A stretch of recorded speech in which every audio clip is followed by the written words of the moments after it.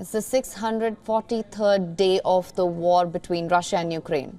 With no respite in sight, the NATO chief Jens Stoltenberg has now warned that the West has no alternative but to keep supporting Ukraine's fight against Russia. Acknowledging Ukrainian military causing significant losses to the Russian army since their advancement in Dnipro, the NATO chief emphasized that Kyiv cannot let Putin win under any circumstances, even if they run out of alternatives.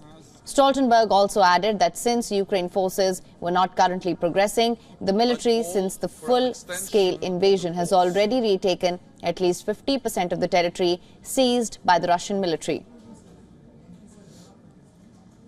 On the other hand, we don't have any alternative. The alternative to let President Putin win is a tragedy for the Ukrainians. It's dangerous for us. And it will have a high price in the long term for all of us. Even though concerns have risen over the future of military support from the United States, the NATO chief pointed to recent commitments of military assistance made by Germany and the Netherlands. The two European countries have pledged to provide at least 10 billion euros, which is roughly about $11 billion, as military assistance to Kyiv.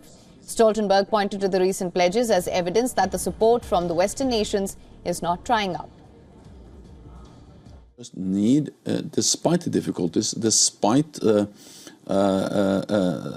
lack of also progress or achievements, also territorial gains, we need to continue to support Ukraine. So we have a responsibility as political leaders, but also as individual citizens in our countries to stand up for Ukraine. NATO foreign ministers have a scheduled meeting in Brussels on Tuesday. The meeting will ensure NATO support for Kyiv, despite Israel's war with Hamas diverting much of the attention. Washington insists it's supporting Ukraine for the long haul, despite opposition. However, Republicans are so far blocking major new commitments. It's too early to say exactly what will be the decision at the Washington summit.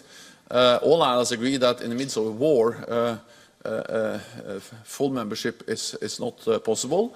But of course, we will continue to look into to address how we can move Ukraine and NATO even closer together as we prepare for the Washington summit. Meanwhile, apart from the ongoing war, extreme weather has hit southern Russia and the annexed Crimean Peninsula in what is described as a mega storm. The extreme weather brought violent gusts of wind and giant waves breaking over motorways.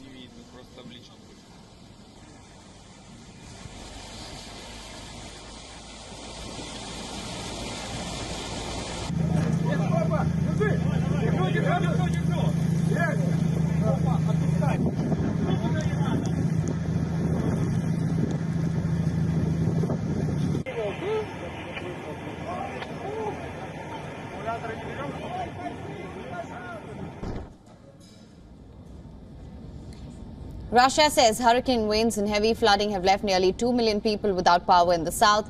At least 4 were killed during the storm, local media said. 2 bodies were found in Russia's southern Krasnodar region, while a sailor was killed in the Kerch Strait between Crimea and Russia.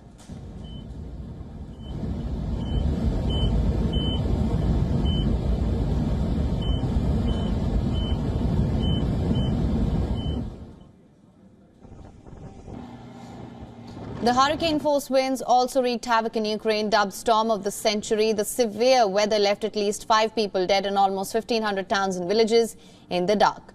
After storms dumped up to 25 centimeters of snow in some places, local media reported at least 19 residents were injured due to the severe weather.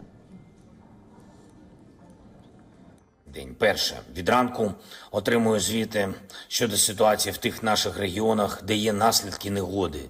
Були знеструмлені майже 1500 населених пунктів в 17 областях. Всюди працюють енергетики над відновленням постачання. Як тільки це буде можливим, кожне місто, кожне село отримає електрику. Наразі тільки з боку ДСНС України працюють цілодобово сотні людей, сотні одиниць техніки. Допомагає не... WION is now available in your country. Download the app now. Get all the news on the move.